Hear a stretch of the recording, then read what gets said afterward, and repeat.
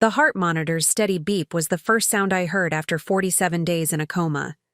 The second was my sister's voice, trembling with both relief and rage. "He took everything, Vanessa. While you were fighting for your life, Elliot emptied your accounts, sold your investments, and disappeared." What my husband couldn't know was that the neurosurgeon who saved my life had once been saved by my grandfather, and that connection would become the first step in a recovery journey far more complex than my physical rehabilitation. Before we jump back in, tell us where you're tuning in from, and if this story touches you, make sure you're subscribed, because tomorrow I've saved something extra special for you. Consciousness returned in fragments, disconnected sensations gradually assembling into awareness. The antiseptic smell, the mechanical hum of medical equipment, the stiffness in limbs that hadn't moved in weeks. Before I could open my eyes, I felt the gentle pressure of someone holding my hand. "She's responding to stimuli. Vanessa, can you hear me? Squeeze my hand if you can hear me." The voice belonged to a stranger, but something in its calm authority compelled me to try. The command from my brain to my fingers felt like navigating a foreign landscape, the neural pathways unfamiliar, the effort monumental. But somehow, I managed the slightest pressure against the hand holding mine. "Good. That's excellent, Vanessa. I'm Dr. Kessler, your neurologist. You're at Mercy General Hospital. You've been unconscious for some time, but you're stable now." More voices entered the room, excited, emotional, familiar. My sister Renee's distinctive timbre cut through the others. "Is she really waking up? Vanessa! Oh my God, can she hear us?" My eyelids felt sealed shut, but with tremendous effort, I managed to open them slightly. Light flooded in, painful, disorienting. Blurred figures gradually sharpened into focus. Renee's face appeared above me, tears streaming down her cheeks, her dark hair pulled back in the messy bun she wore when stressed. "She's back," she whispered half to herself. "You're back, V."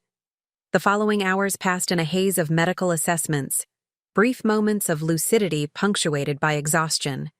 Words like traumatic brain injury, medically induced coma, and remarkable recovery floated around me. I gathered that I'd been in a car accident. Black ice on the Greenway Bridge, my sedan hydroplaning into a guardrail at 60 mph. The airbag deployment had saved my life but caused a coup contre coup injury, my brain slamming against my skull from the impact. Only after the medical team had completed their evaluations, when just Renee remained in my hospital room as evening settled in, did I manage to form the question that had been hovering at the edges of my consciousness. "Elliot?" My voice emerged as a rasp, barely audible. Renee's expression shifted instantly, her relieved smile vanishing. She took my hand, her grip tightening slightly. "V, there's a lot you don't know yet. Let's focus on your recovery first." "Where's my husband?" Each word required enormous effort, but I needed to know. Renee closed her eyes briefly, then met my gaze with the direct look I knew preceded difficult truths. Since childhood, my sister had never softened reality for me, a quality I'd always valued until this moment. "We don't know. He's gone." "Gone?" The single word contained all my confusion. "It started about 2 weeks after your accident, when the doctors weren't sure if you'd—" She paused, swallowing hard. "Elliot began liquidating your assets. First, the joint accounts. He emptied them completely. Then he somehow gained access to your personal accounts, your investment portfolio, even your retirement fund." The information should have shocked me, but in my compromised state, it felt distant, like a story about someone else. I struggled to process what she was saying. "The house?" My voice trembled. "He listed it for sale, but I managed to block that with a temporary injunction. Your name is still on the deed, and I argued to the court that you were incapacitated and couldn't have consented. That's frozen for now." I closed my eyes, images of our custom-built craftsman home in the Oak Hill neighborhood flashing through my mind. We'd designed every element together, from the wraparound porch to the library with built-in bookshelves that Elliot had insisted on for my collection of first editions. 4 years of marriage, a shared life we'd carefully constructed, all apparently meaningless to him. "How much?" I whispered. Renee hesitated. "Based on what we've pieced together so far, about $17 million. The figure hung in the air between us. 15 years as a software architect specializing in financial security systems had provided me with a comfortable life. I'd entered the marriage with significant assets, having sold my first security protocol to a major banking network at 27. Elliot, a landscape architect with a modestly successful firm, had contributed his talent to our beautiful home, but had never matched my financial success, a dynamic he'd claimed never bothered him. Why? The question emerged as barely more than a breath. "I wish I knew, V." He left no note, no explanation. "Just systematically dismantled your financial life and disappeared. The police have been investigating, but there's been no activity on his passport, no credit card trails. It's like he just vanished." I turned my face away, tears slipping silently down my cheeks. The betrayal was too enormous to comprehend fully in my weakened state. The man who had vowed to stand by me in sickness and health had instead seen my catastrophic injury as an opportunity for theft on a grand scale. While I lay unconscious, fighting for my life, Elliot had been calculating how to exploit my vulnerability for maximum gain. "There's something else you should know," Renee said, her voice gentler now. "About Dr. Kessler, your neurosurgeon." I turned back to her, questioning.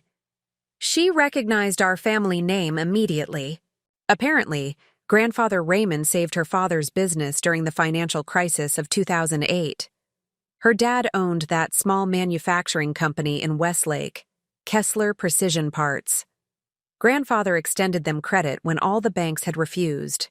She said she wouldn't be a doctor today if her family had lost everything back then. I vaguely recalled the story from family lore, one of many examples of our grandfather's business acumen tempered by genuine compassion. Raymond Caldwell had built Caldwell Financial Services from a single branch into a regional powerhouse, always maintaining that integrity was the only sustainable business model. She's gone beyond standard care for UV, called in specialists, researched experimental treatments, monitored your case personally, despite having dozens of other patients. She told me she considered it repaying a generational debt. A tentative knock at the door interrupted us. Dr. Kessler herself entered, a woman perhaps a decade older than my 35 years, with intelligent eyes and a composed demeanor. "I heard voices and wanted to check in," she said, approaching my bedside. "How are you feeling, Vanessa?" "Like I've been hit by a truck," I managed, attempting a weak smile. "Understandable. Your body has been through significant trauma." She checked the monitors, made a note on my chart. "Your sister has told you about your husband?" I nodded slightly.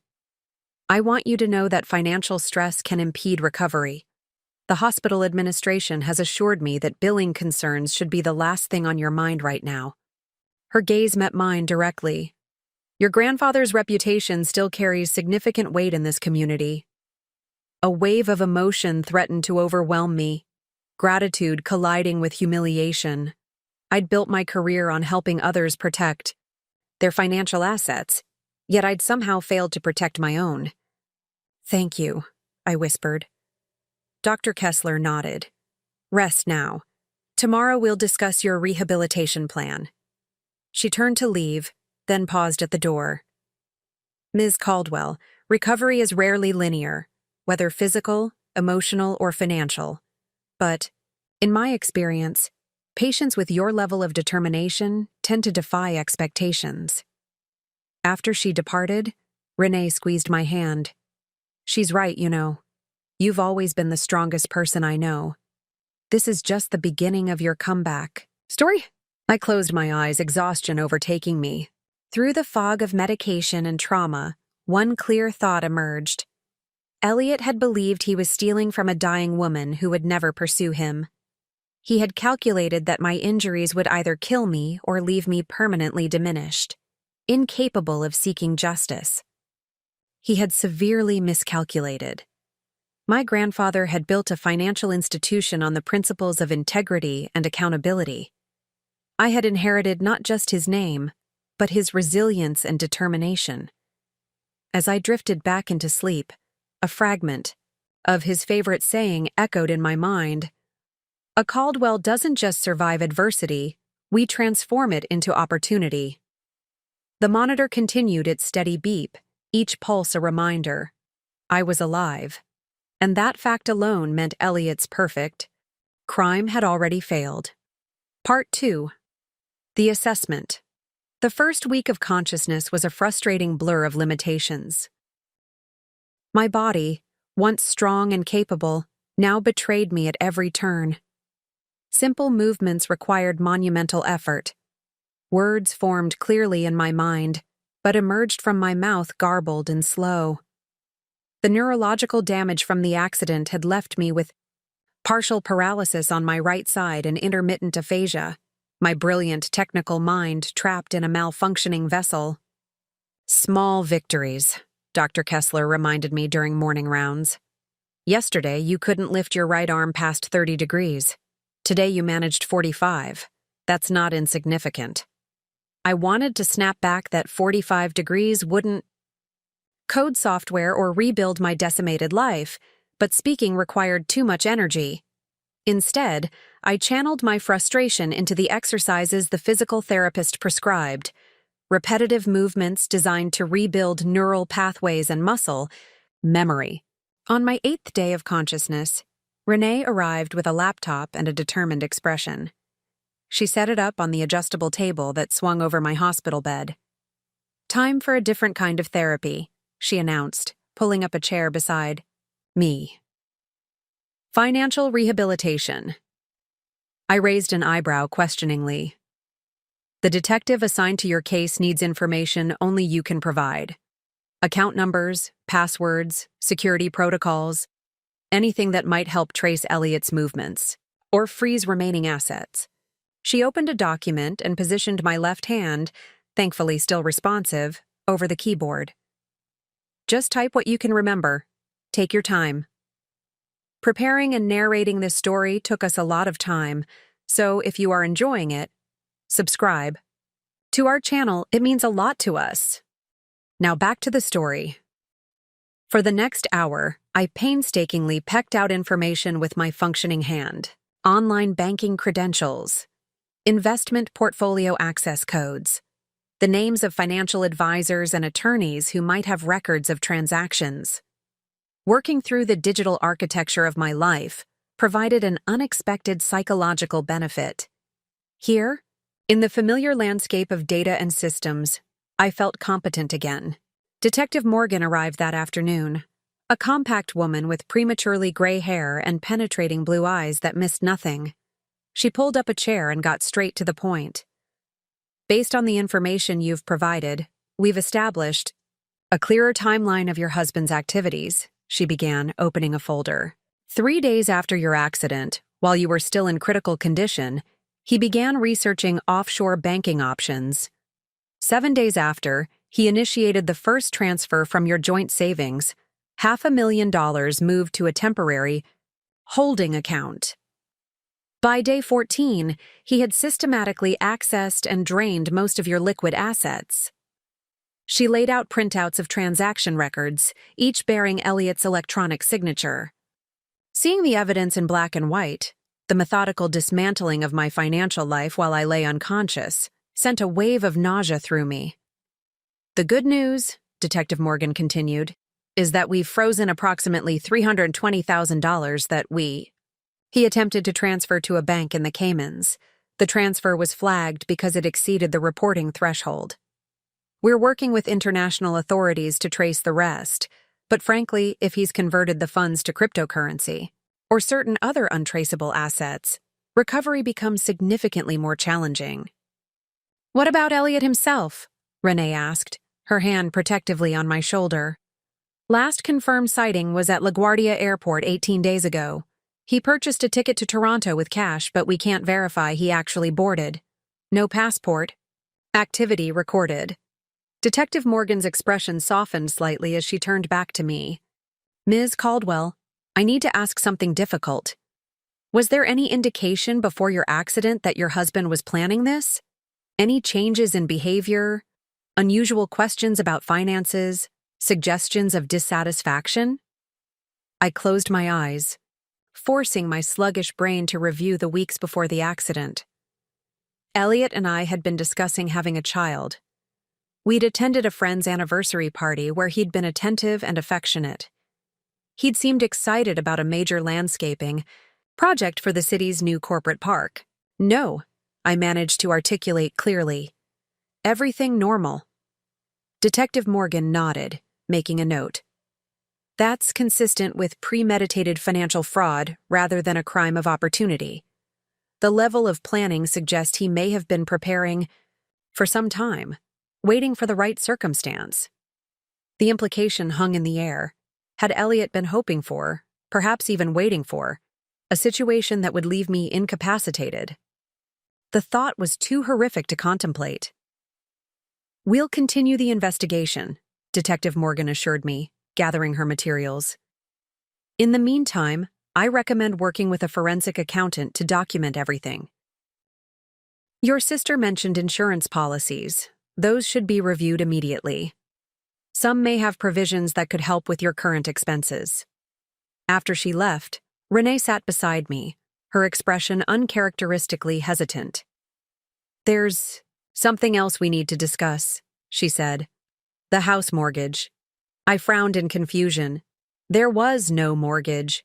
We'd purchased the land outright with my savings, and I'd paid for the construction in installments.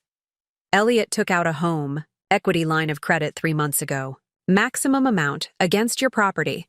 The payments have already fallen behind. The revelation struck like a physical blow. Not only had his betrayal been premeditated, but it had begun long before my accident.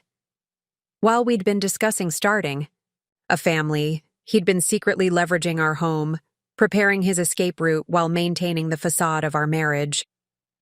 "Statement," I managed to say, the word taking effort to form correctly. Renee pulled a document from her bag and placed it before me. There it was, Elliot's signature alongside a poorly forged version of my own on a $750,000 line of credit. The forgery wouldn't have fooled anyone who knew my handwriting, but apparently the bank hadn't questioned it. "I've already spoken with a lawyer," Renee said. "We can fight this based on the forged signature, but it will take time. Meanwhile, we need to prevent foreclosure proceedings." I closed my eyes, the magnitude of the situation threatening to overwhelm me. Beyond the financial devastation was the deeper betrayal. The realization that the man I had loved, trusted, and built a life with had been meticulously planning my financial destruction while pretending to plan our future. Every kiss, every conversation about our dreams, every moment of apparent intimacy had been a calculated lie. A gentle knock at the door preceded Dr. Kessler's entrance. She took in the papers scattered across my bed and Renee's distressed expression. "Financial assessment day, I see," she said, her tone matter-of-fact rather than pitying. "How are you holding up, Vanessa?" I met her gaze directly and forced out a clear, if slow, response. "Ready to fight?" A hint of approval flickered across her professional demeanor. "Good, because I have news about your rehabilitation plan." She picked up my chart and continued. "Your cognitive functions are recovering faster than expected. The aphasia should continue to improve with therapy. The partial paralysis on your right side will require intensive physical rehabilitation, but the latest scans indicate no permanent damage to the motor cortex. Full recovery is possible, though the timeline is uncertain." She paused, studying me carefully. "The insurance situation complicates things. standard coverage would typically provide 4 weeks of inpatient rehabilitation. Given your circumstances, I've arranged for you to be admitted to the Caldwell Rehabilitation Center. The irony wasn't lost on me. The rehabilitation facility, named for my grandfather, funded in part by his charitable foundation, would now treat his granddaughter. They have an exceptional neurological rehabilitation program, Dr. Kessler continued. And given your family's historical relationship with the institution, they've agreed to defer billing concerns until your financial situation clarifies. Pride and pragmatism warred within me. I had always made my own way, deliberately avoiding trading on the Caldwell name throughout my career. Now I had no choice but to accept the advantages it offered. When? I asked. Transfer scheduled for tomorrow morning. The program is intensive, 6 hours of therapy daily. It won't be easy. I nodded, determination solidifying within me. Nothing worthwhile ever is. After Dr. Kessler left, Renee began gathering the financial documents scattered across the bed. We should let you rest before tomorrow. Wait, I said, the word coming more clearly than before. I gestured toward the laptop. Need to check something. Renee positioned the computer where I could reach it with my left hand. With painstaking slowness, I navigated to my email and entered the password. Thousands of unread messages filled the inbox, colleagues sending well wishes, notifications from professional organizations, automated systems pinging with updates. I ignored them all, searching for one specific folder labeled Insurance. What are you looking for? Renee asked, watching my laborious typing. I didn't answer immediately, focused on finding what I hoped still existed. Finally, I opened a document dated 3 years prior, a comprehensive personal insurance inventory I'd created shortly after. Marrying Elliot. There, listed among various policies, was the item I sought. Identity theft and fraud protection insurance, $2 coverage, policy KDL 7782943. I turned the screen toward Renee, a grim smile forming on my face. The security expert in me had prepared for contingencies Elliot couldn't have imagined. While he believed he was stealing from a helpless victim, he'd actually triggered protection mechanisms designed precisely for such scenarios. You brilliant woman, Renee whispered, understanding dawning. You insured yourself against exactly this type of fraud. I nodded, feeling the first genuine spark of hope since awakening. The path ahead remained daunting.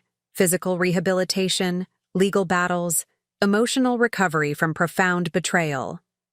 But in this moment, I recognized that while Elliot had taken much from me, he hadn't taken everything. More importantly, he hadn't taken what mattered most: my intelligence, my resilience, and my determination to rebuild not just what was lost, but something stronger. Tomorrow, I said, the word clear and decisive. We begin. The Caldwell Rehabilitation Center occupied a sprawling campus on the outskirts of the city, its modern buildings surrounded by meticulously landscaped gardens, designed for both beauty and therapeutic function. Curved walkways accommodated wheelchairs, while providing progressive distance challenges for patients relearning to walk. Gardens with varied textures stimulated sensory rehabilitation. A central courtyard featured an adaptive playground where patients with children could maintain family connections during extended stays. The irony wasn't lost on me as the ambulance transported me through the ornate gates bearing my family name. My grandfather had established this facility after my grandmother's stroke 30 years ago, determined to create a rehabilitation center that treated patients with dignity while pushing them to their fullest potential. Compassionate intensity had been his guiding philosophy, a balance between empathy for suffering and refusal to accept artificial limitations. Now I would experience that philosophy firsthand. My private room overlooked the eastern gardens, where morning light illuminated flowering plants selected for year-round blooms. The space was designed to feel more like an upscale hotel than a medical facility, soothing colors, comfortable furniture that discreetly accommodated medical needs, and technology integrated throughout for both entertainment and therapeutic purposes. Dr. Maya Wilson, the center's neurological rehabilitation director, conducted my intake assessment personally, another courtesy extended to the Caldwell name, though she tactfully avoided mentioning this. "I've reviewed your medical records from Mercy General," she said, her voice carrying the slight lilt of her native Jamaica. "Dr. Kessler has done excellent acute care work. Now we focus on rebuilding function, neurological, physical, and cognitive." She conducted a series of baseline assessments, testing my speech, memory, motor control, and cognitive processing. I struggled through each evaluation, frustration mounting as tasks that would have once been effortless now required intense concentration or remained impossible. Simple arithmetic problems took minutes to solve. Arranging blocks into specified patterns defeated my trembling right hand.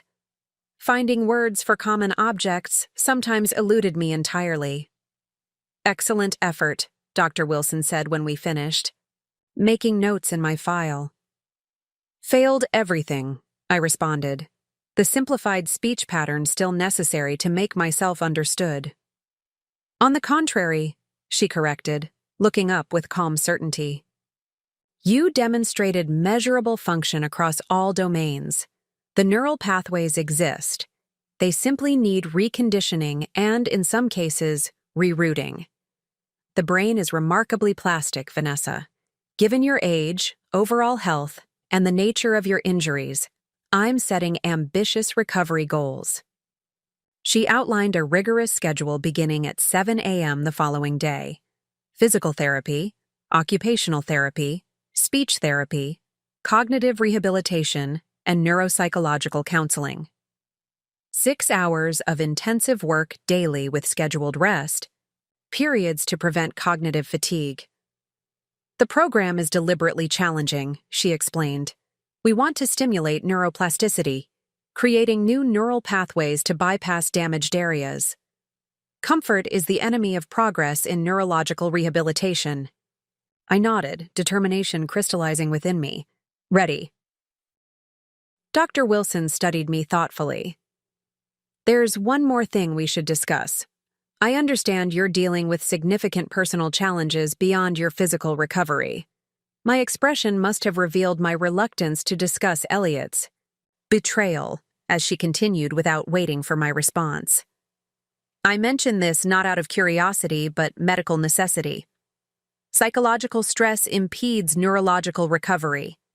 Anxiety, anger, and depression can physically alter the brain's healing environment. Whatever challenges you're facing outside these walls will affect your progress within them." She leaned forward slightly, her expression both professional and genuinely concerned. "Our neuropsychologist, Dr. Park, specializes in trauma recovery, including betrayal trauma.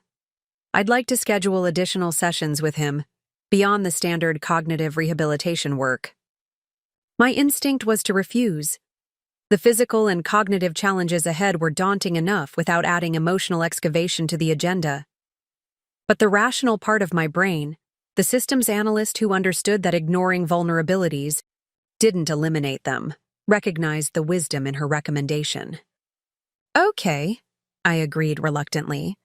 "Excellent. Now rest tonight. Tomorrow we begin the real work." Real work proved to be an understatement. My rehabilitation program launched with an intensity that left no room for self-pity or rumination on Elliot's betrayal. My day began at 6 a.m. with baseline vitals and medication, followed by a carefully calibrated breakfast designed to optimize brain function. By 7 a.m., I was in the physical therapy gym, working with Marcos, a former military physical therapist, whose cheerful demeanor belied his unyielding expectations. "Your brain has forgotten how to properly communicate with your muscles," he explained, during our first session. "We need to remind it through repetition and progressive challenge. Every movement, no matter how small, reinforces those pathways." For 90 grueling minutes, he guided me through exercises designed to reconnect my brain with my weakened right side.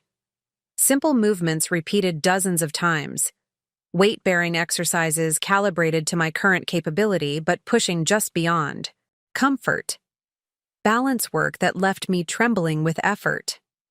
A 30-minute rest period preceded occupational therapy with Sarah, who focused on rebuilding the fine motor skills essential for daily independence, holding utensils, managing buttons, and zippers, typing on a keyboard. The precision required for these tasks highlighted how much function I had lost and how far I had to go. Speech therapy with Denise targeted both my expressive and receptive language deficits.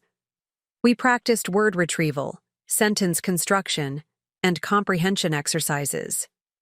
The aphasia that scrambled my speech and occasionally my understanding proved particularly frustrating. Complex thoughts formed clearly in my mind but emerged in simplified, sometimes garbled form when I attempted to express them. "Your intelligence is intact," Denise reassured me. "The processing centers are just temporarily inefficient. We're creating alternate routes for information to travel from your brain to your speech mechanisms." Cognitive rehabilitation with Dr. Chen involved exercises to improve attention, memory, problem-solving, and executive function. Puzzles, pattern recognition, sequencing tasks, all designed to strengthen neural connections damaged by the traumatic brain injury. As a software architect who had prided myself on analytical thinking, these sessions were perhaps the most emotionally challenging, highlighting the gap between my previous capabilities and current limitations. Between formal therapy sessions, I was assigned homework, exercises to complete independently to reinforce the day's training. Even meals became therapeutic opportunities, with adaptive utensils gradually replaced by standard ones as my dexterity improved. By the end of that first day, exhaustion overwhelmed me. I lay in my room, muscles aching, brain foggy, eyes too heavy to remain open. Yet, beneath the fatigue flickered something new, the faintest spark of hope.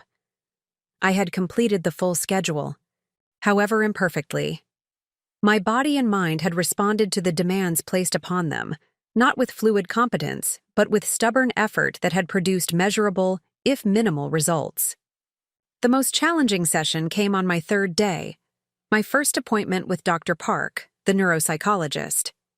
Unlike the other therapists who focused primarily on mechanical function, Dr. Park addressed the intersection of neurological recovery and emotional processing. Traumatic brain injury creates one kind of cognitive disruption, he explained in his quiet, steady voice. Betrayal trauma creates another. Together, they can either compound each other's effects or, with proper integration, inform a more comprehensive healing process. He didn't push me to immediately discuss Elliot's betrayal, but instead introduced techniques for managing the cognitive and emotional overwhelm that often accompanied brain injury recovery, mindfulness practices, cognitive reframing strategies, techniques for breaking seemingly insurmountable challenges into manageable components. The brain heals itself partly through narrative coherence, he explained. Making sense of what has happened is not just psychological comfort, it's neurological necessity. But that narrative construction requires energy your brain currently needs for basic function restoration. So we pace the emotional processing alongside the physical rehabilitation. By the end of my first week at the center, a tentative routine had established itself. Each day brought minute improvements, holding a fork more steadily, completing a cognitive puzzle more quickly, speaking with slightly greater fluency. The progress was glacial compared to my pre-injury capabilities, but undeniable when measured against the previous day's baseline. Renee visited daily, bringing updates on both personal and financial matters. The fraud protection insurance claim was proceeding, with investigators documenting Elliot's unauthorized transactions. The lawyer had filed preliminary paperwork contesting the home equity line of credit based on the forged signature. Detective Morgan had confirmed Elliot's departure from the country. Facial recognition software had identified him boarding a flight to Mexico City the day after the Toronto flight he never took. During one evening visit, Renee brought a secure tablet loaded with specialized software. "From your team at Securitech," she explained. "They've been asking how they can help. Apparently, these cognitive exercises were specifically designed for tech professionals recovering from brain injuries. The programming challenges increase in complexity as you improve." I accepted the tablet with my left hand, emotion tightening my throat. My colleagues hadn't forgotten me during my absence. While Elliot had been dismantling our life, my professional network had been quietly supporting my eventual return. That night, after completing my assigned exercises, I opened the tablet and began working through the first programming challenge, a simple algorithm that would have taken me seconds to solve before the accident. Now it required intense concentration, my left hand awkwardly tapping the screen, my brain struggling to maintain focus on the logical steps required. It took me nearly an hour to complete what should have been a 5-minute task. But when the EE system validated my solution with a simple "challenge completed successfully," something shifted within me. The analyst, the problem solver, the creator still existed beneath the damaged neural pathways and weakened muscles.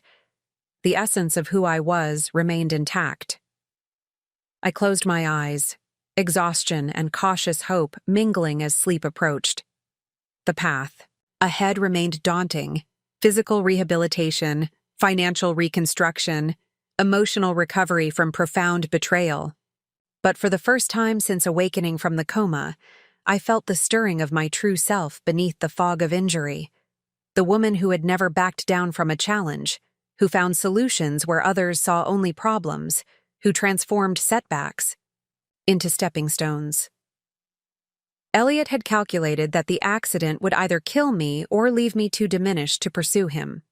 His fundamental miscalculation was in underestimating the person he had lived alongside for 4 years.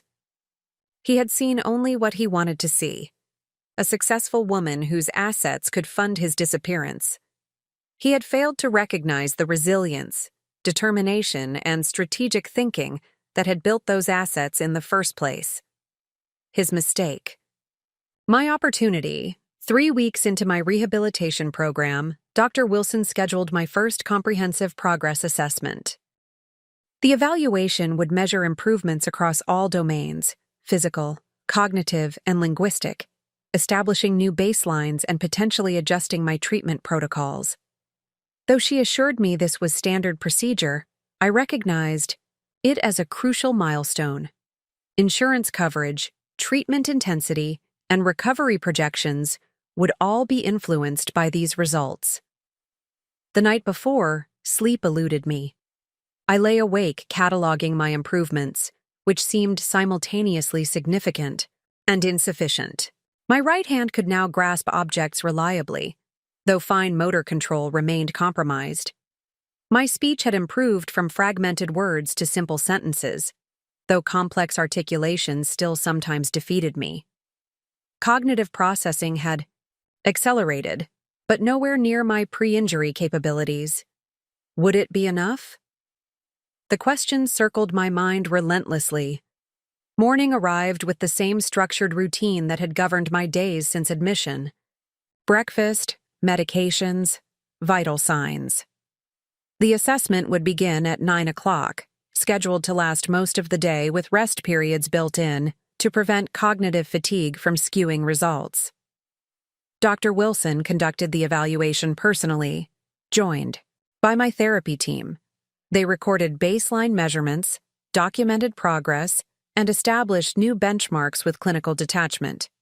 I performed each task with fierce concentration, stacking blocks with my right hand, repeating increasingly complex sentences, solving sequencing puzzles, demonstrating balanced walking with minimal support. By afternoon, exhaustion threatened to undermine my performance.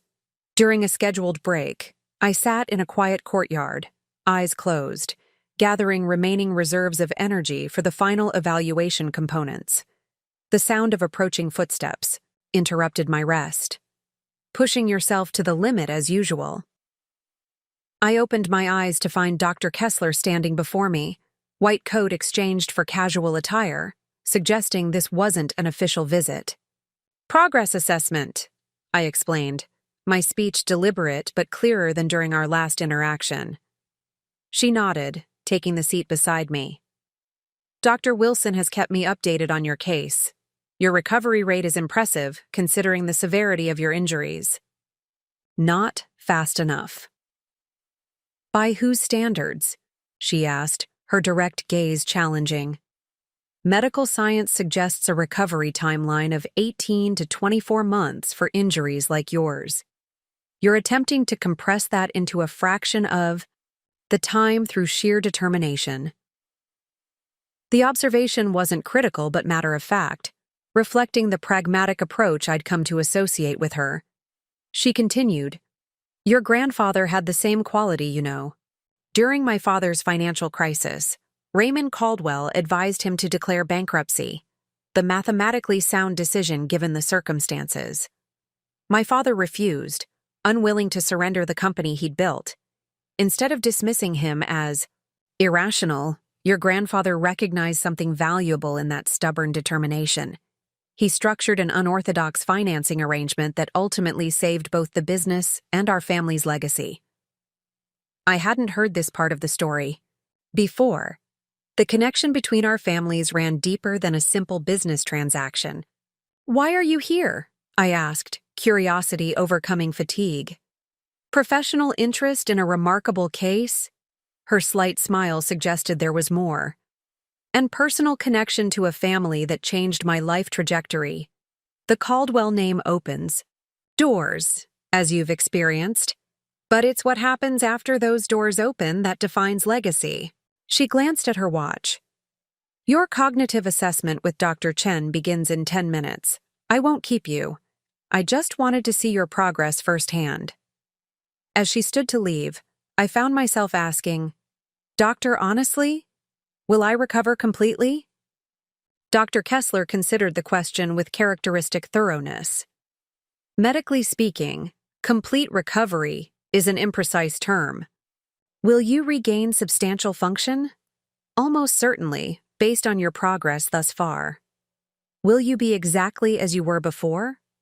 Unlikely. Brain injuries transform neural architectures permanently. Before disappointment could fully form, she continued.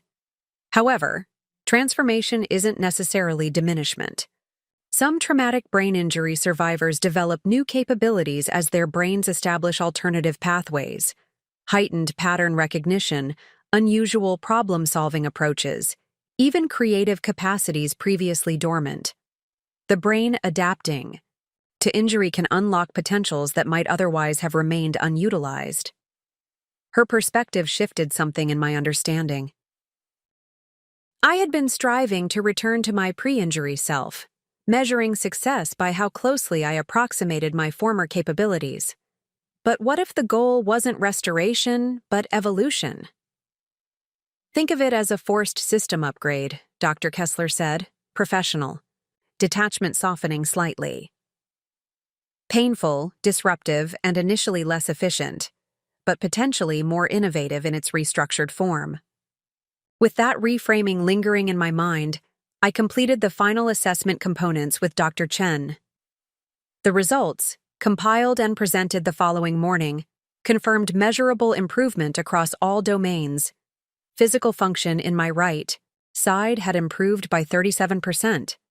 Speech fluency showed 42% improvement. Cognitive processing speeds had increased by 28% since admission. Exceptional progress, Dr. Wilson concluded, reviewing the data with my therapy team. I'm recommending continued inpatient rehabilitation with incremental increases in program intensity. The validation should have brought unmitigated satisfaction. Instead, I found myself contemplating Dr. Kessler's words about transformation versus restoration. My focus shifted from what had been lost to what might be emerging. Neural adaptations and compensatory strategies that represented not just recovery but evolution. That afternoon, during occupational therapy with Sarah, we tackled a task that had consistently defeated me, using my right hand to manipulate small objects. Previous attempts had resulted in frustration as my fingers refused to coordinate with sufficient precision. "Let's try something different today," Sarah suggested, noting my preoccupation. "Instead of forcing your right hand to work as it did before, let's explore how it works now. What movements come naturally? What compensatory patterns has your brain developed?" The shift in approach yielded immediate insights. Certain directional movements remained fluid, while others caused neural confusion. By adapting my approach to leverage the functional pathways rather than forcing the damaged ones, I completed tasks that had previously seemed impossible. "That's it," Sarah encouraged as I successfully threaded a needle using a modified grip. "You're not relearning old patterns. You're creating new ones based on your current neural architecture." This principle, working with my transformed brain rather than against it, became my new approach across all therapy domains. In physical therapy, Marcos helped me identify movement patterns that circumvented neural blockages rather than repeatedly failing at conventional approaches. In speech therapy, Denise introduced alternative word-finding strategies that compensated for damaged linguistic pathways. The results were transformative. Progress accelerated not because my brain had suddenly healed faster, but because I had stopped fighting its new configuration and started collaborating with it. This shift in perspective extended beyond rehabilitation to the broader challenges I faced. During my next session with Dr. Park, I found myself articulating this new understanding. "Not trying to be who I was," I explained, my speech still measured, but increasingly fluent. "Building who I am becoming." He nodded, understanding the significance of this perspective shift. That principle applies equally to trauma recovery, both neurological and emotional. The person who emerges from significant trauma isn't the same person who entered it. Fighting to reclaim an identity that no longer exists consumes energy better devoted to developing the identity now emerging. "Elliot," I said, broaching the subject of my husband's betrayal more directly than I had in previous sessions. "Trying to understand why." "That's natural," Dr. Park acknowledged. "Humans seek narrative coherence, especially around betrayal. We believe understanding the why will somehow mitigate the pain or prevent future harm. Won't it? Sometimes. But often the pursuit of why becomes a trap, an endless loop of examination that prevents forward movement. Some betrayals defy satisfying explanation because they emerge from the betrayer's internal landscape, not from anything the betrayed person did or failed to do." His words resonated with something I'd been slowly recognizing. Elliot's actions reflected his character and choices, not my worth or judgment. The financial systems analyst in me had been seeking the vulnerability in our relationship that he had exploited, the failure point I should have identified and secured. But perhaps there was no system failure on my part to analyze, just human duplicity I couldn't have reasonably anticipated. This realization released something within me, not forgiveness for Elliot, but forgiveness for myself. The constant background process of reviewing our relationship for missed clues and warning signs could finally terminate, freeing cognitive resources for more productive functions. That evening, I opened the specialized tablet from my colleagues at Securitech and attempted a programming challenge significantly more complex than any I'd tried since the accident. Rather than approaching it as my pre-injury self would have, with linear logic and established methodologies, I allowed my transformed brain to engage with the problem on its own terms. To my surprise, connections formed that I wouldn't have previously considered.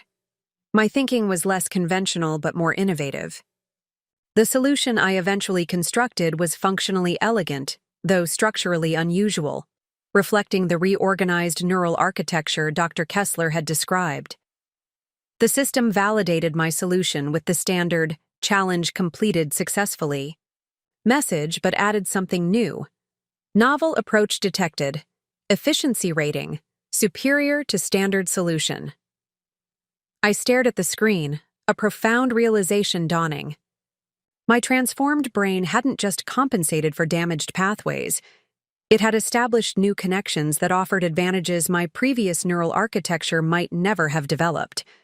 The forced system upgrade had created capabilities that exceeded some aspects of my previous functioning, even while other capabilities remained diminished. When Renee visited the following day, she immediately noticed a difference in my demeanor. "Something's changed," she observed. "You seem more present." I nodded, formulating my response carefully to convey the complexity of my realization. Stopped trying to recover my old self, starting to discover my new self. Her expression reflected both understanding and relief. That's the sister I know, always adapting to circumstances rather than wishing they were different. She updated me on the financial investigation, partial success in tracing Elliot's movements through Mexico to Argentina, where the trail currently ended. The fraud insurance claim had been approved in principle, though the payout timeline remained uncertain. The legal challenge to the forged equity line was proceeding favorably, with handwriting experts confirming the signature discrepancies. "There's something else," she added, hesitation evident in her tone. "Your team at Securitech reached out again. The security protocol you designed before the accident, the one for detecting internal financial system breaches, is being implemented by 3 major banking networks. They need your consultation on some integration issues. They understand your condition, but hoped you might review the documentation and provide input at whatever level you're currently capable of." The opportunity represented more than professional engagement. It was acknowledgement that I still had value to contribute, even in my transformed state. My colleagues weren't waiting for me to return to normal, but were finding ways to incorporate my current capabilities into meaningful work. "Send the documentation," I said, a decision crystallizing. Ready to engage. That night, I stood at the window of my rehabilitation center room, watching moonlight illuminate the gardens my grandfather had commissioned 3 decades earlier. The path ahead remained challenging: continued physical rehabilitation, financial reconstruction, adaptation to my transformed cognitive functioning.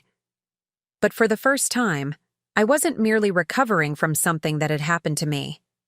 I was actively creating who I would become. Elliot had believed he was leaving behind a diminished woman who would never pursue him. In reality, he had inadvertently catalyzed the emergence of someone stronger, more innovative, and infinitely more determined than the woman he thought he knew.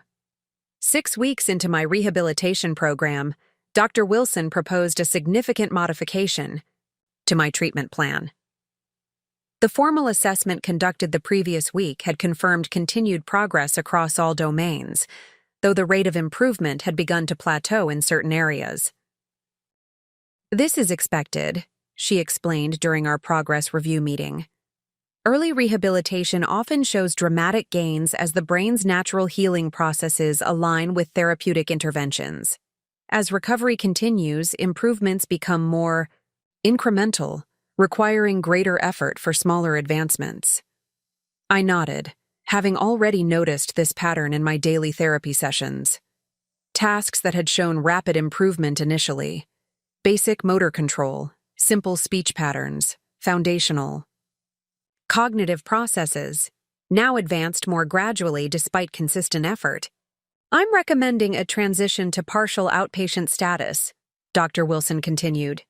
"You would remain resident at the center 4 nights weekly but spend 3 days at home, continuing therapy on a modified schedule while reintegrating into your normal environment. This controlled exposure helps the brain apply recovered functions to real-world contexts rather than just clinical settings."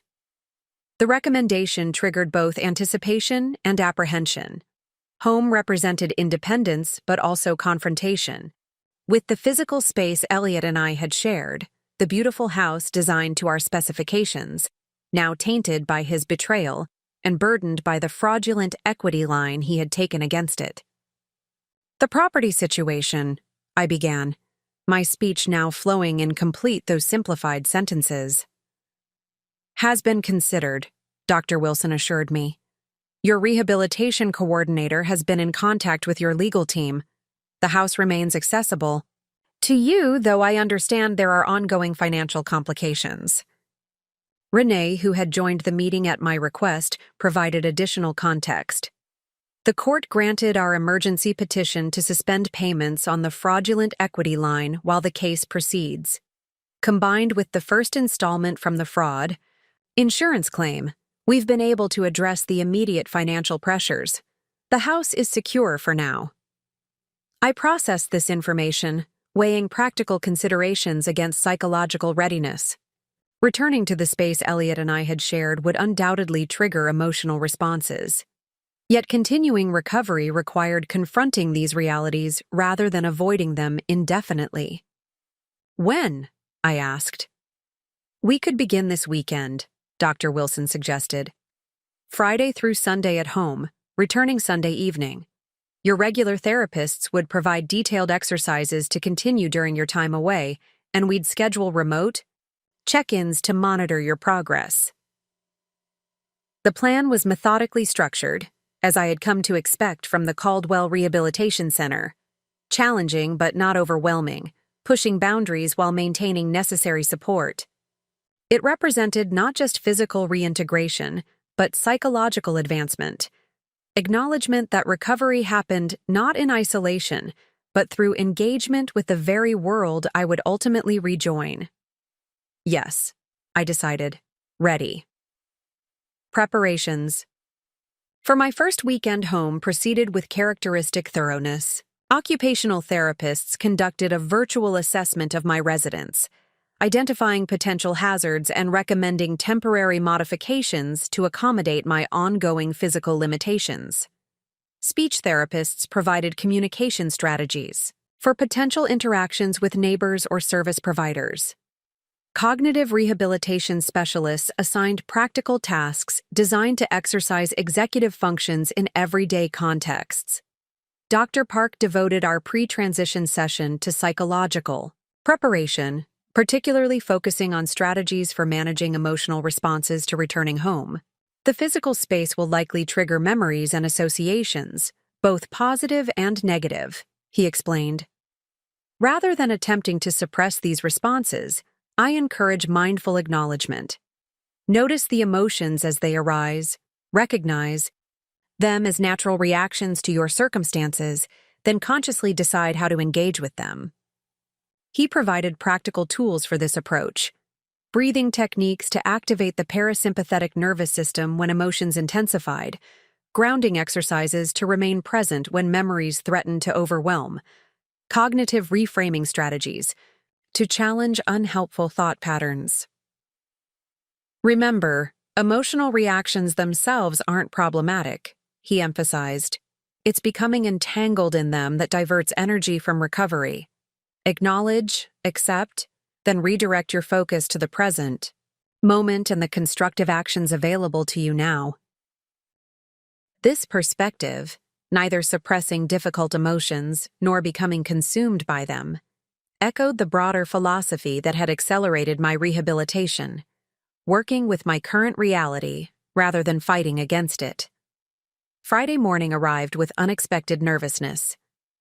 Despite weeks of physical challenges that I had faced with determination, this new frontier, returning to the life interrupted by accident and betrayal, triggered a vulnerability I hadn't anticipated.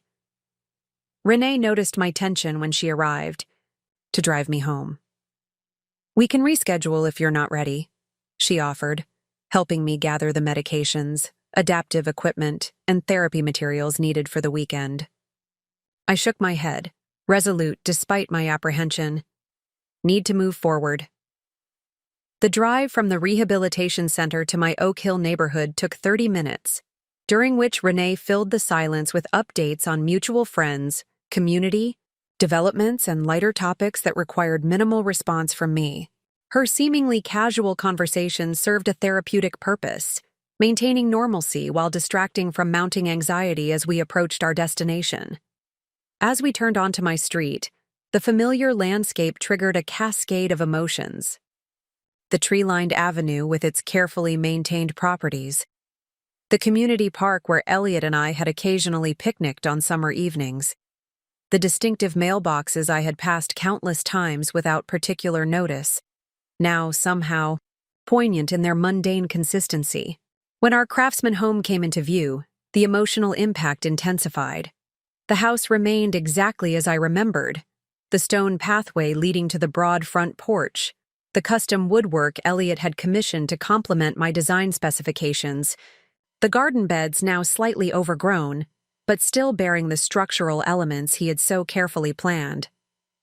"Renee has been checking on the property weekly," my sister explained, noting my focus on the exterior condition. "The landscaping service was canceled, presumably by Elliot before he left, but she's arranged for basic maintenance." I nodded, absorbing both the information and the sight of my home with complex emotions. This place represented both the life I had lost and the foundation from which I would rebuild. It contained memories of genuine happiness alongside evidence of calculated betrayal.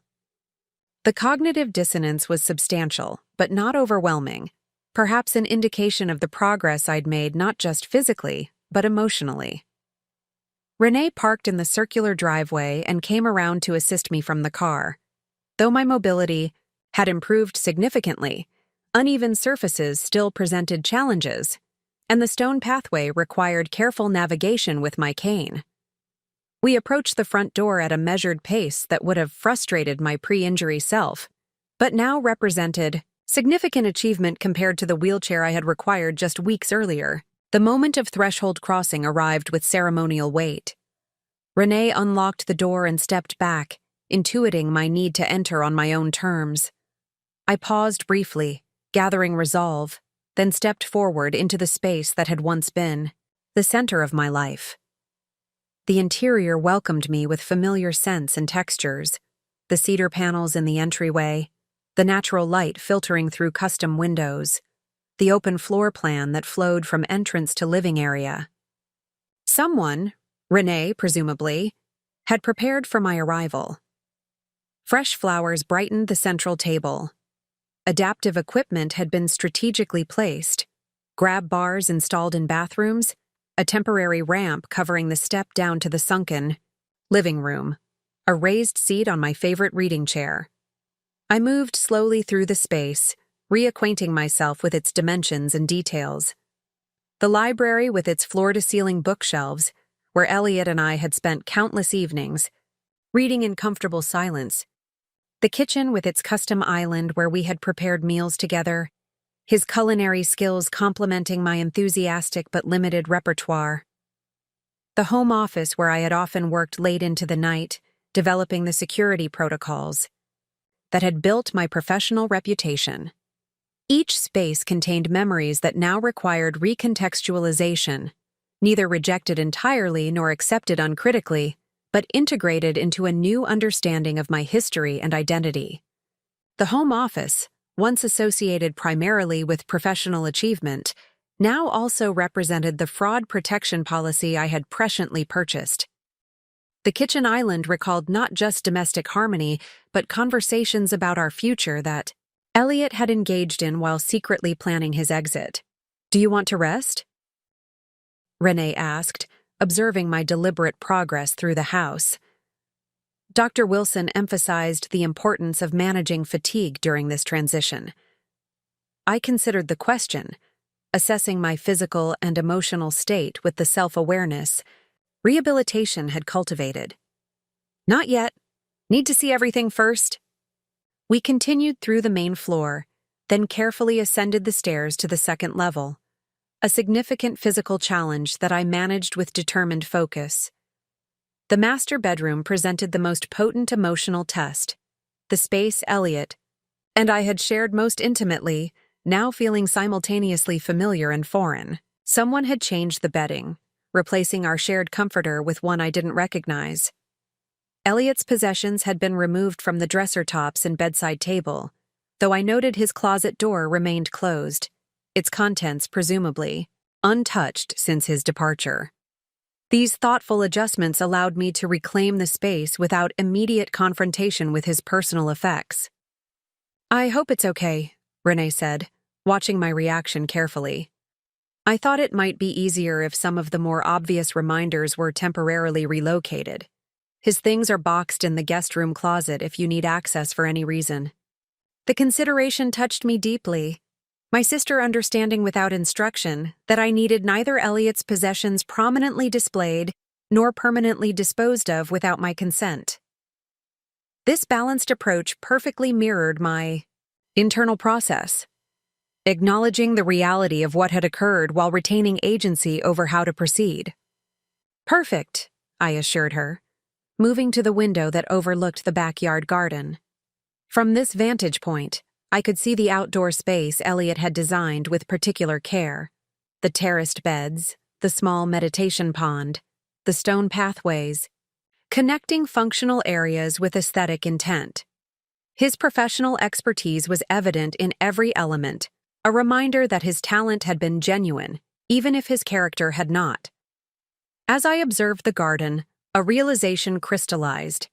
This property, like my recovering brain, required neither abandonment nor unchanged preservation. It could be transformed, elements retained or modified according to new purposes rather than old associations. The garden's structure provided foundation for new plantings. The house's architecture offered framework for new meanings. "I've been thinking," I said, turning to Renee with new certainty in my voice, "about redesigning some spaces, making this house truly mine." She smiled, relief evident in her expression. "I was hoping you'd consider that option rather than selling. This location is perfect for your continued rehabilitation, close to medical facilities but in a peaceful setting." "Not just practical," I explained, my speech becoming more fluid as excitement engaged neural pathways that difficulty sometimes inhibited. Symbolic reclamation, taking what he tried to steal and transforming it into something stronger. That evening, after completing my prescribed therapeutic exercises and sharing a quiet dinner with Renee, I sat in the library surrounded by books that had shaped my thinking over decades. The familiar space felt different now, not diminished by Elliot's betrayal but expanded by new perspective. The betrayal that had nearly destroyed me had also, paradoxically, created opportunity for reconstruction according to my authentic design rather than compromised collaboration. As darkness settled outside and soft lighting illuminated the room's warm wooden surfaces, I opened my laptop, not to check financial updates or legal proceedings, but to begin sketching preliminary ideas for transforming the house. The creative process engaged both analytical and intuitive thinking, exercising neural pathways in ways formal rehabilitation couldn't replicate.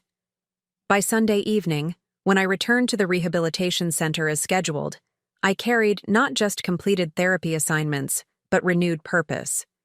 The weekend had confirmed what weeks of rehabilitation had suggested.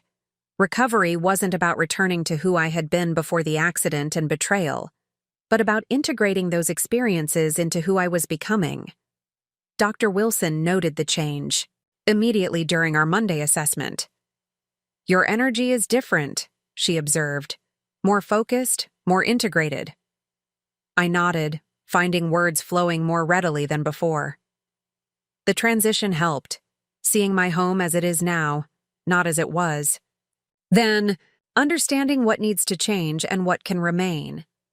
She made notes in my file, nodding thoughtfully.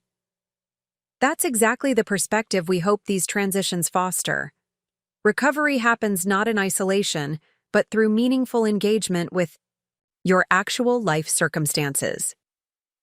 As we reviewed my weekend progress and adjusted therapy protocols accordingly, I recognized that true rehabilitation extended far beyond physical recovery or cognitive restoration. It encompassed the integration of experience into identity, transforming trauma from something that had happened to me into something that informed who I chose to become. Elliot had calculated that his betrayal would diminish me permanently. Instead, it had catalyzed an integration of capabilities and perspectives that my previous life had never demanded. The woman emerging from this process was not a damaged version of her former self, but an evolved being with hard-earned wisdom and resilience that no amount of professional success could have provided. The path ahead remained challenging, with physical rehabilitation, financial reconstruction, and emotional processing still requiring substantial energy and time. But the fundamental question had shifted from, will I recover what was lost, to, what will I create from what remains? The answer was beginning to take shape, not just in improving physical capabilities or recovering financial assets, but in the integrated self emerging from the integration of past and present, loss and potential, challenge and response. 10. Weeks after awakening from my coma, I sat in the downtown offices of Marshfield & Associates, surrounded by financial and legal experts assembled to assess the full scope of Elliot's fraud and develop a comprehensive recovery strategy. The conference room projected affluent competence, gleaming mahogany table, ergonomic chairs, discrete technology integrated throughout the space. The wall of windows offered a commanding view of the financial district where I had once moved, with confident familiarity. My rehabilitation had progressed to a mixed inpatient-outpatient schedule, allowing me to attend crucial meetings like this one while maintaining the structured therapy program. Physical evidence of my ongoing recovery remained visible. The cane I still used for stability, the slight asymmetry in my facial expressions, the measured cadence of my speech. Less visible were the cognitive accommodations I had developed, memory strategies, processing techniques, and adapted problem-solving approaches that compensated for persistent neurological challenges. Victoria Marshfield, the forensic accountant, leading the investigation into Elliot's financial maneuvers, commanded attention at the head of the table. With 30 years' experience tracking complex fraud schemes, she had been recommended by the insurance company handling my claim, a fortunate connection as her reputation for relentless financial investigation was well earned. "Let's begin with the comprehensive assessment," she said, distributing digital tablets rather than paper reports. "I've organized findings into 4 categories: confirmed losses, potential recoverable assets, ongoing financial vulnerabilities, and recommended protective actions." The tablets synchronized with the main display, showing a detailed financial diagram that mapped Elliot's methodical dismantling of our shared financial life. The visualization struck me as ironically elegant, a network analysis that would have impressed me professionally had it not represented the calculated destruction of my economic security. Over a period of approximately 4 months preceding Ms. Caldwell's accident, Elliot Bennett began systematic preparation for financial extraction, Victoria explained, highlighting the earliest transactions. These initial moves were subtle, adjusting account permissions, establishing new banking relationships, creating digital access pathways that wouldn't trigger standard security protocols. I studied the timeline with analytical detachment, noting the precision with which Elliot had orchestrated his betrayal. The security specialist in me recognized sophisticated methodology behind his approach, exploiting trust relationships to circumvent protections that would have stopped an outside attacker. Following the accident, when Ms. Caldwell was medically unable to monitor accounts or respond to notifications, he accelerated the extraction process, Victoria continued. Total confirmed misappropriation currently stands at $1.73 million, distributed across multiple channels. The figure appeared on screen, broken down by category: liquid assets from joint accounts, personal accounts accessed without authorization, investment portfolios liquidated at significant loss penalties, retirement funds withdrawn despite substantial tax consequences, personal possessions sold well below market value, and the fraudulent home equity line secured with my forged signature. "That's the bad news," Victoria said, sliding to the next screen. "Now for more promising developments.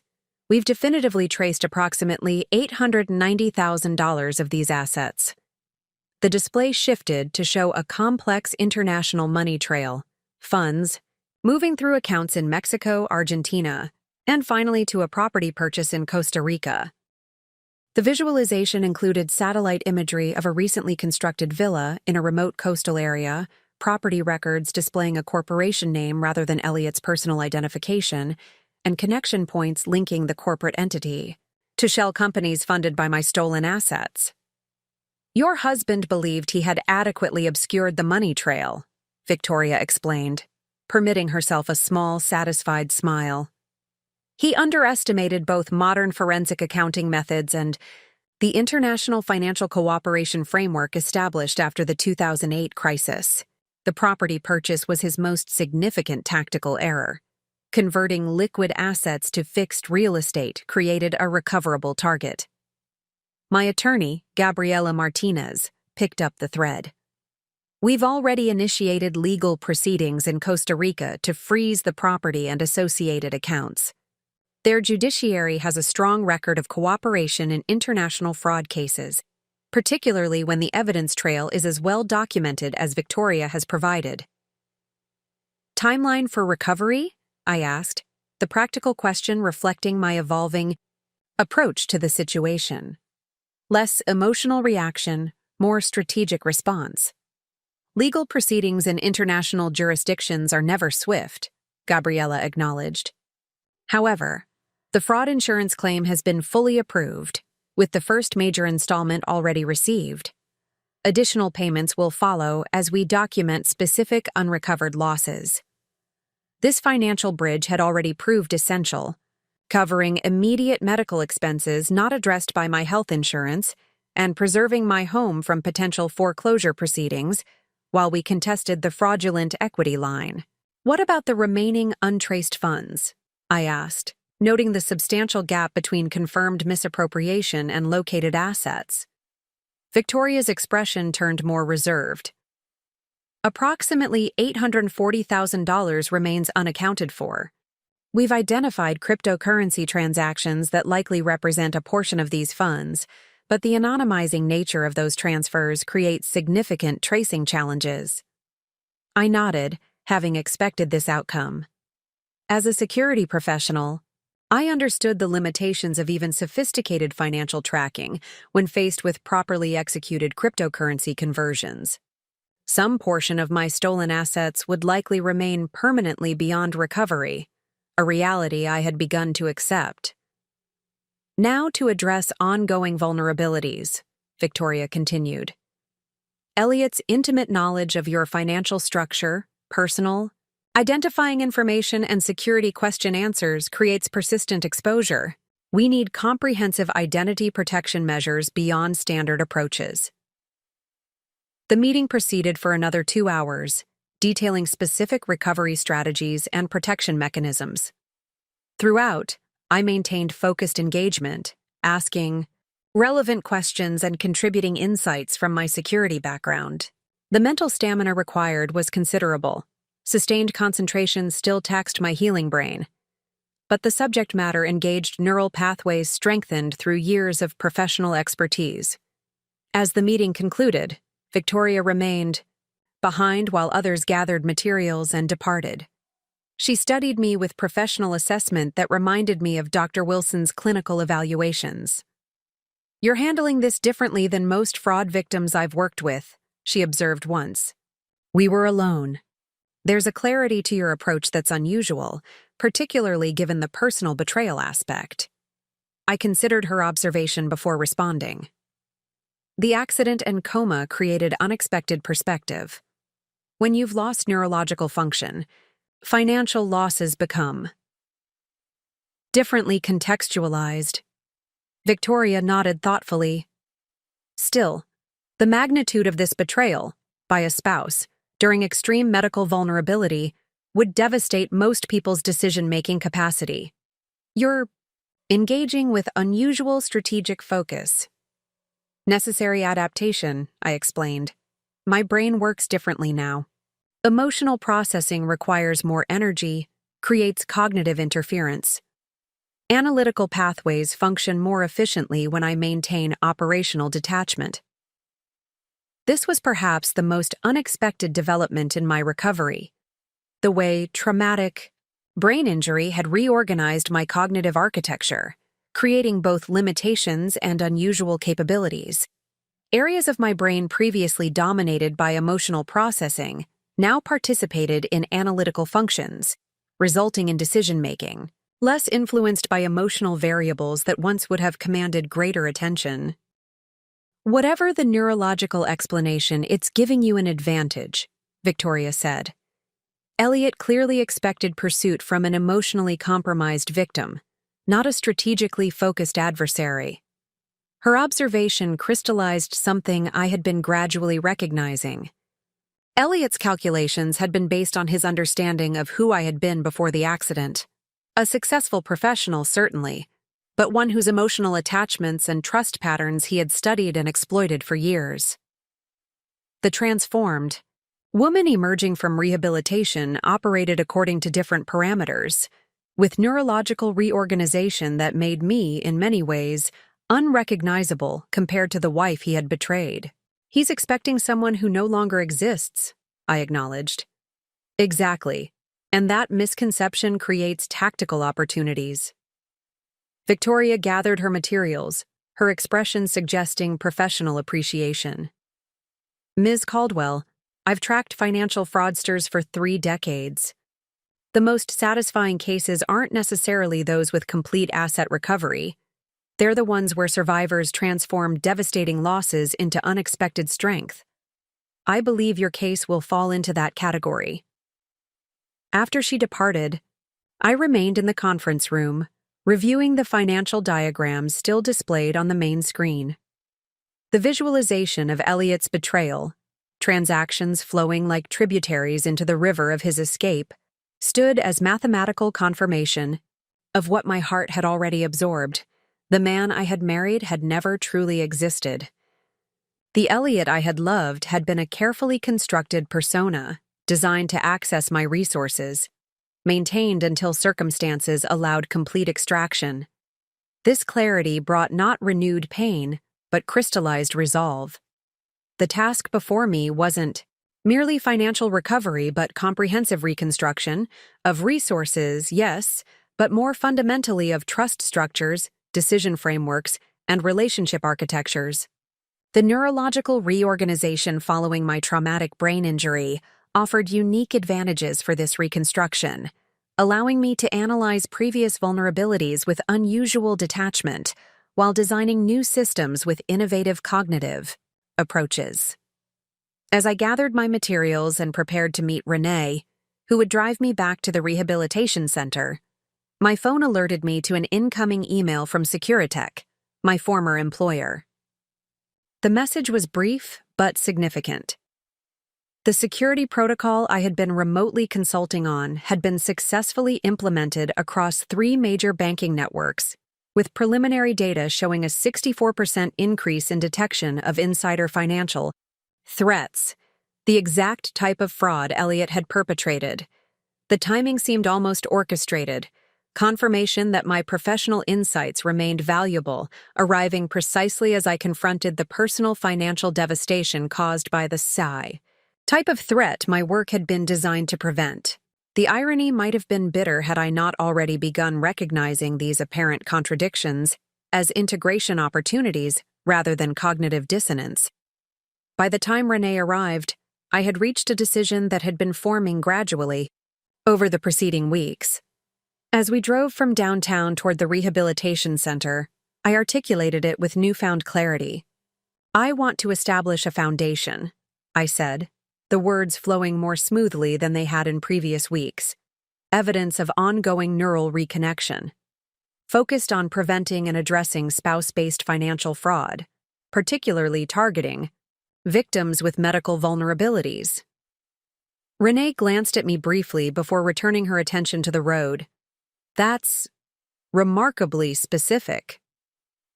Addressing a documented vulnerability gap, I continued.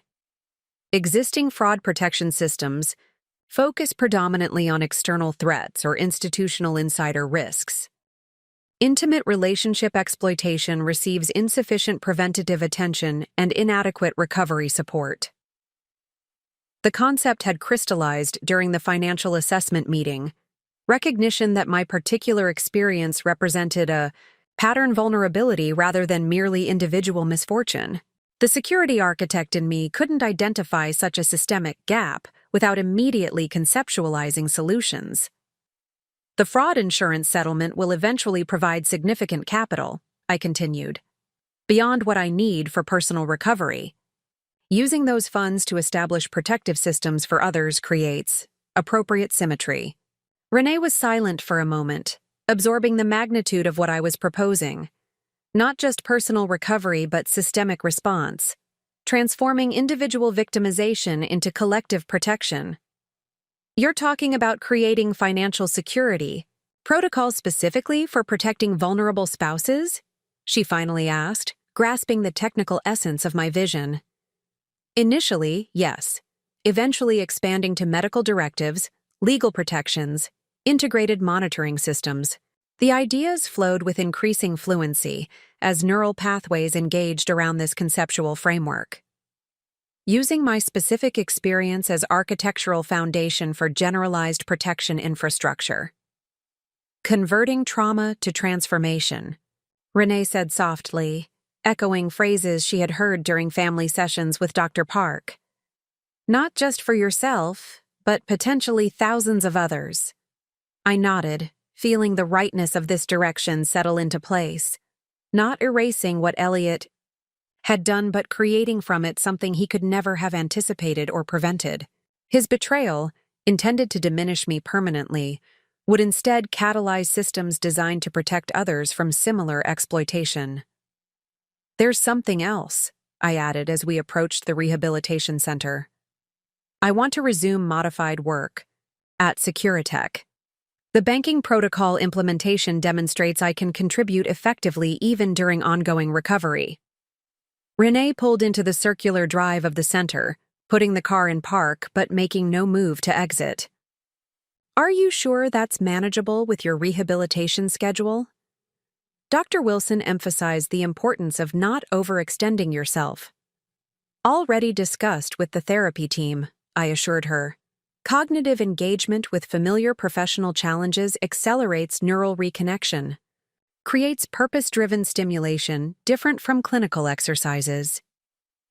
This wasn't impulsive decision-making, but conclusion from observed patterns over recent weeks.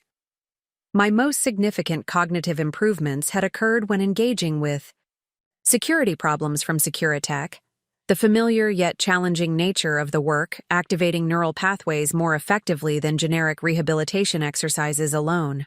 If the medical team approves, I support it completely, Renee said, her expression reflecting both concern and respect for my determination. Just promise you'll be honest about your limitations and adjust accordingly. I nodded agreement as we exited the car, my movements more fluid than they had been even 2 weeks prior. Evidence of continued physical improvement matching my cognitive advancement. The rehabilitation center welcomed us with its familiar structured environment, a transition space between acute medical care and full independence that had become not just treatment facility but developmental laboratory.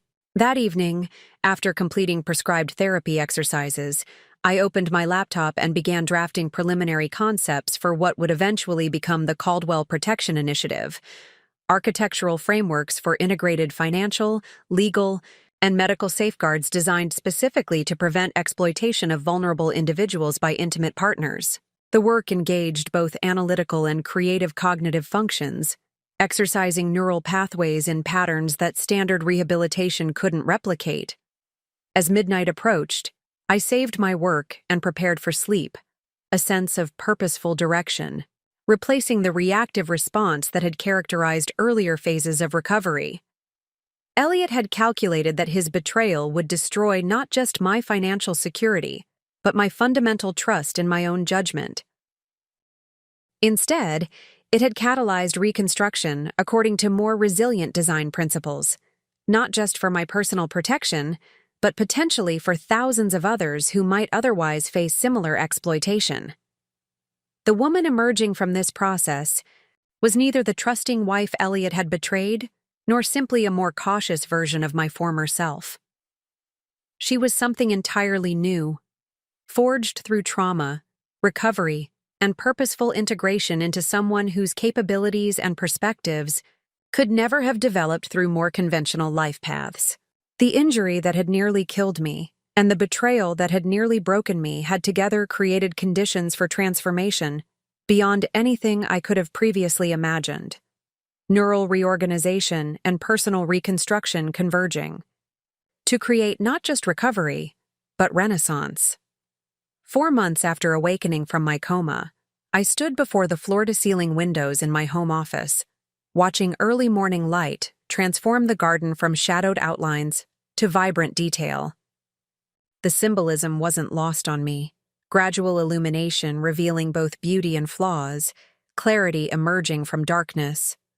My rehabilitation had followed a similar pattern, each week bringing increased functional capacity and deeper understanding of both limitations and new possibilities.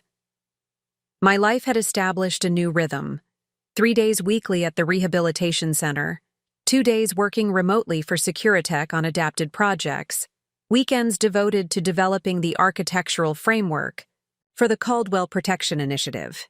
The structure provided balanced cognitive engagement, each domain exercising different neural pathways while contributing to integrated recovery. The physical evidence of my injury had diminished substantially. The cane remained necessary only for extended walking or uneven terrain. My right hand had regained sufficient dexterity for typing, though fine motor tasks still presented challenges. My speech had normalized to the point where strangers noticed nothing unusual, though those familiar with my pre-injury patterns might detect the slightly deliberate cadence that emerged during complex discussions. Less visible, but more significant, were the cognitive adaptations I had developed. My thought processes followed different pathways than before, integrating analytical and intuitive functions in novel configurations. Problem-solving approaches that would have seemed counterintuitive to my pre-injury self now emerged naturally, often yielding solutions more innovative than conventional methodologies could produce. A knock at the office door interrupted my reflection. Renee entered carrying 2 coffee mugs, having arrived earlier to help prepare for an important meeting scheduled that morning. "Ready for today?" she asked, setting one mug on my desk and taking a seat in the reading chair by the window. I nodded, turning from the garden view to face her. As ready as possible without knowing exactly what to expect. Today marked a significant milestone, my first face-to-face meeting with the investigative team tracking Elliot's international movements. Detective Morgan would be joined by representatives from the Financial Crimes Division of the FBI and an agent from Interpol's Financial Fraud Unit. Their unexpected request for an in-person meeting suggested significant developments. "Whatever they've found, you've already accomplished more than anyone expected," Renee reminded me, her expression reflecting the pride she took in my progress. "The foundation concept is gaining traction. Your work with Securitech is expanding. And Dr. Wilson says you're in the top percentile for traumatic brain injury recovery." Her assessment was accurate but incomplete. External metrics of recovery, physical capabilities, professional engagement, financial stabilization, told only part of the story. The internal transformation remained more complex, a continuous integration process as my understanding of what had happened evolved alongside my vision of what could emerge from it. "It's not about catching Elliot anymore," I said, articulating something I had been gradually recognizing. That would be justice, certainly, but my life is moving in directions that have transcended what he did. Renee studied me thoughtfully, perhaps hearing in my words an evolution from the determination that had characterized earlier phases of my recovery. "You've stopped seeing yourself as someone recovering from victimization," she observed. "Because that's no longer my primary identity," I confirmed. "I'm building systems that wouldn't exist without what happened, developing capabilities I wouldn't have discovered otherwise. The accident and betrayal are now origin points rather than defining events." This perspective shift had emerged gradually through work with Dr. Park, accelerating as the Caldwell Protection Initiative evolved from conceptual framework to implementable design. The project had begun as responsive, addressing vulnerabilities Elliot had exploited, but had transformed into something proactive, incorporating innovative approaches that drew upon my unique cognitive architecture. Our conversation paused as the security system announced visitors approaching. Renee went to welcome them while I gathered the materials I had prepared for the meeting. Documentation of Elliot's financial maneuvers, records of recovery efforts to date, and questions about international jurisdiction issues that remained unresolved. Detective Morgan entered first, her professional demeanor tempered by the rapport we had established over months of collaboration. She was followed by Agent Keller from the FBI, a precise man whose crisp appearance matched his analytical approach to financial crimes, and Agent Rousseau from Interpol, whose French accent and elegant bearing contrasted with her reputation for relentless pursuit of international fraudsters. Ms. Caldwell, Detective Morgan began once introductions were complete, and everyone was seated in the living room. Thank you for accommodating this meeting. We have developments that warranted in-person discussion rather than standard updates. Agent Keller opened a secure tablet, authorizing access with biometric verification. 3 days ago, our international monitoring system identified your husband in Sevilla, Spain. Facial recognition software flagged him at a regional bank, operating under the name Eduardo Martinez, with apparently legitimate Spanish identification documents. The image appeared on the tablet, Elliot in designer glasses and tailored European clothing, his hair darkened and styled differently than I had ever seen during our marriage. Despite these cosmetic changes, his identity was unmistakable. Something in his expression struck me immediately, a confidence that bordered on arrogance, the demeanor of a man who believed himself beyond accountability. We've confirmed the I. Spanish identification documents are sophisticated forgeries, Agent Rousseau added. His operational patterns suggest professional assistance in establishing this new identity, likely secured with portions of the unaccounted funds from your accounts. I studied the image with analytical detachment, noting details that others might miss. The watch, I said, zooming in on his wrist. Limited edition Patek Philippe, anniversary gift from me 2 years ago, valued at approximately $60,000. He's either unusually careless or deliberately provocative in continuing to wear it. Agent Rousseau's eyebrows raised slightly at this observation. You have an excellent eye for detail, Ms. Caldwell. The watch was indeed one element that helped confirm identification beyond facial recognition. As for whether it's carelessness or provocation, in my experience, such men often retain trophy items that symbolize their perceived victories, despite the security risk. The assessment aligned with Dr. Park's insights about psychological patterns in cases of intimate betrayal. Elliot keeping the watch suggested he viewed it not as my gift, but as deserved tribute, a token of status he believed rightfully his regardless of how it was acquired. What's the next step?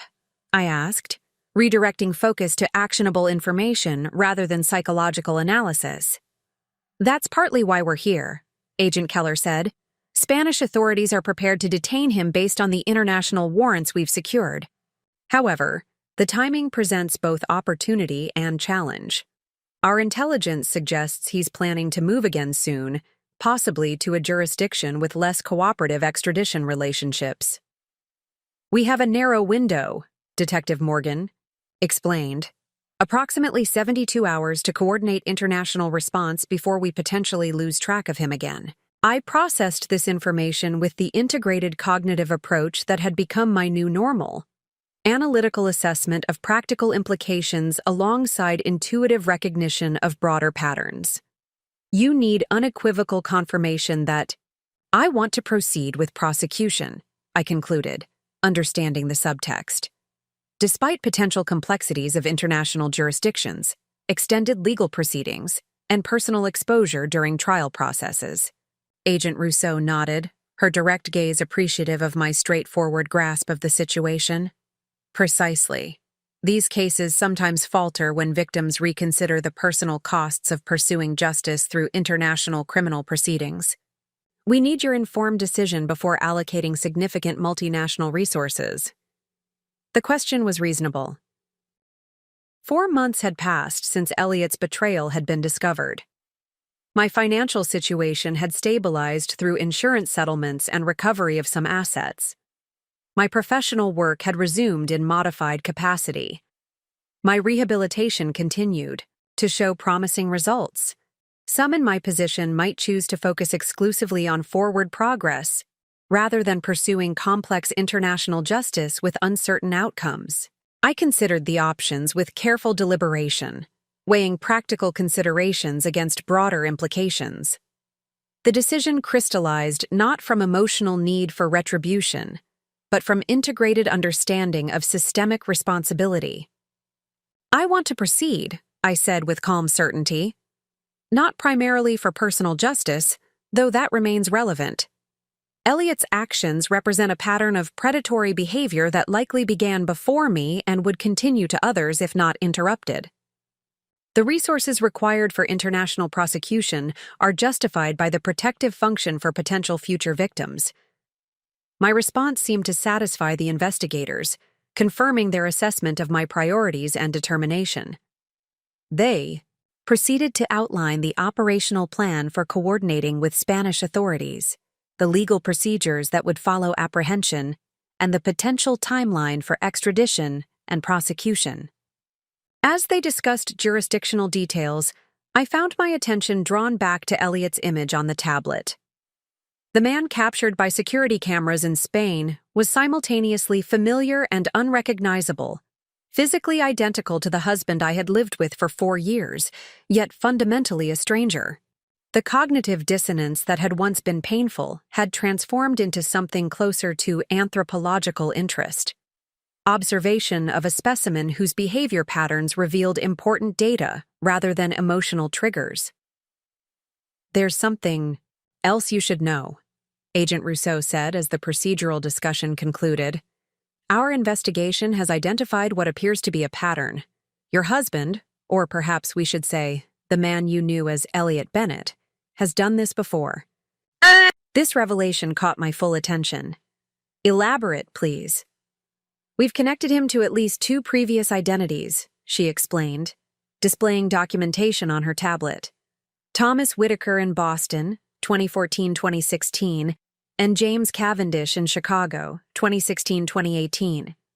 In both cases, he established relationships with successful professional women, married them, then disappeared with substantial financial assets when circumstances provided opportunity. The information should have been shocking, yet it registered as confirmation. Rather than revelation, pieces fitting into a puzzle whose general shape I had already intuited. Elliot wasn't simply an opportunist who had exploited my accident, but a calculated predator whose entire relationship with me had been strategic rather than authentic. "Do the other women know?" I asked, thinking immediately of the broader implications rather than my personal reaction. "We've made contact with Rachel Donnelly, formerly Rachel Whitaker," Agent Keller confirmed. "She's cooperating with the investigation and has provided valuable background information. We're still working to locate Susan Mercer, formerly Susan Cavendish." "I want to speak with them," I said, the decision immediate and clear. "Not for the investigation necessarily, but to offer connection to the Caldwell Protection Initiative. Their experiences likely contain insights valuable for developing effective preventative and recovery systems." The meeting continued for another hour, detailing practical next steps and coordination plans.